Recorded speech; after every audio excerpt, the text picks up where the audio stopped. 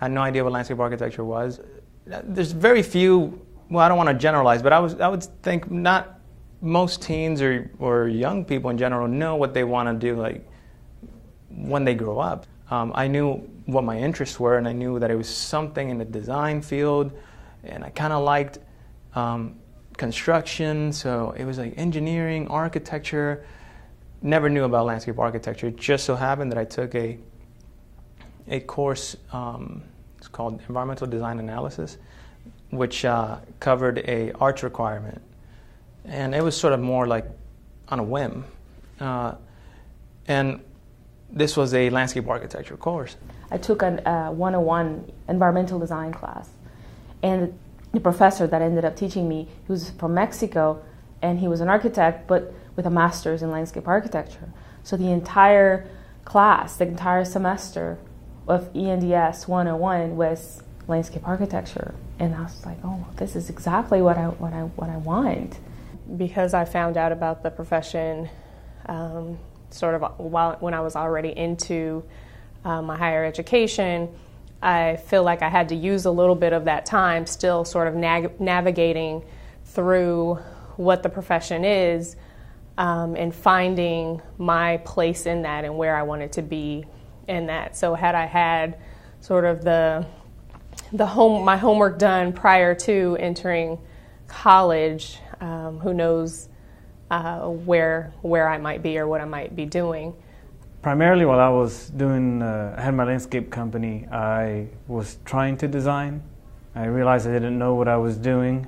I came to the profession late in my adult life, and I did not know what a landscape architect really was until I had done a myriad of other types of jobs. You know, I was a welder and a bike mechanic, and I was also an estate gardener, and I worked at an art foundry, and I poured bronze, and I didn't know that any of those things had anything to do with each other. I was just doing what I was interested in, and then suddenly, when I was trying to learn my plants after moving to California, I found a book called The California Landscape Garden, and I thought it was, you know, a plant book. But I opened it up, and it was more of a philosophy book or like an ecologic ethics book. And this is before all of the, you know, green building was, you know, the term of the moment. And everything I read in that book, it aligned perfectly with my environmental ethic that I had acquired over time.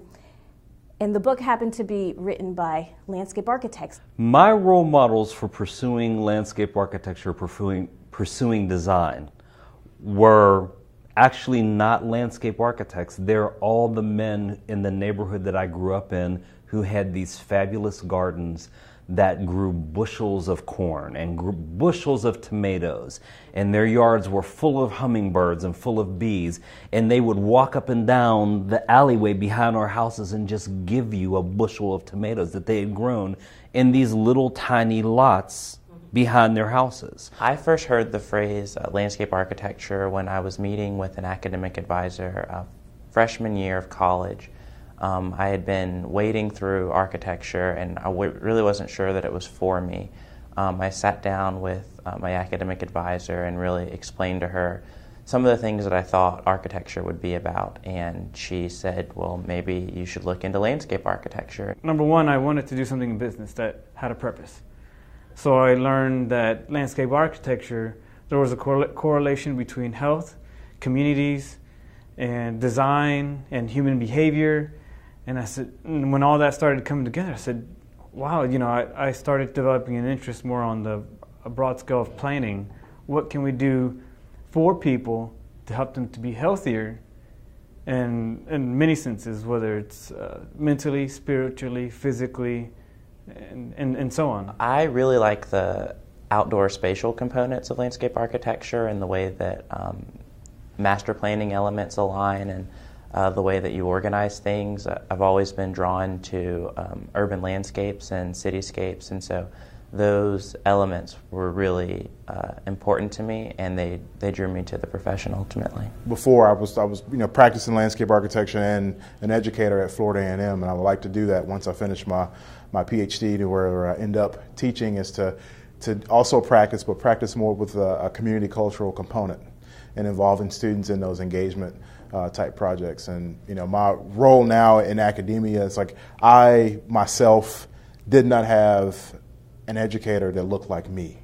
It's too late for me to have that, but I can be that person for the next generation of minority landscape architects. It really is about early exposure. We are interested in things that we see other people that look like us doing. And so I had always been interested, a very creative person, interested in art and design and building things. And so landscape architecture seemed to be the type of profession that would allow me to express myself creatively while also making a difference, socially, recreationally, and just like experientially, as far as like outdoor space. My situation might be a little bit different in that I'm a certificate student, so I worked full-time while I attended school at night and on the weekends.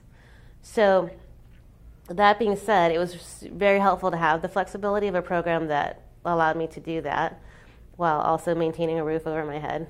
Because my undergrad degree was in architecture, I classify architecture as the built environment. Landscape architecture is still the built environment, but it's just more of it and outside of the box that architecture is set in. Do you like to draw?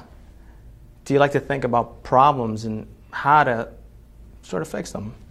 Do you like dealing with other people? Because you'll constantly be dealing with other people. And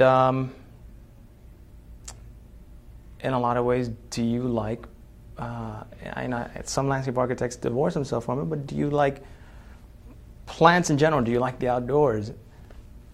Yeah? All right, great. Then, you should probably check out landscape architecture. I already got my undergrad degree in philosophy and religion, so it had nothing to do with any of this stuff. But I realized that landscape architecture was the one career that I found that brings in the construction and brings in the plant and horticultural knowledge and the customer service and client management knowledge that I had from working retail. And the outdoor ethics, because I'm a backpacker and a hiker, and all of the environmental ethics, it brought all of my interests together, a little bit of hydrology, a little bit of geology, all of the sciences, and I couldn't be anything but a landscape architect.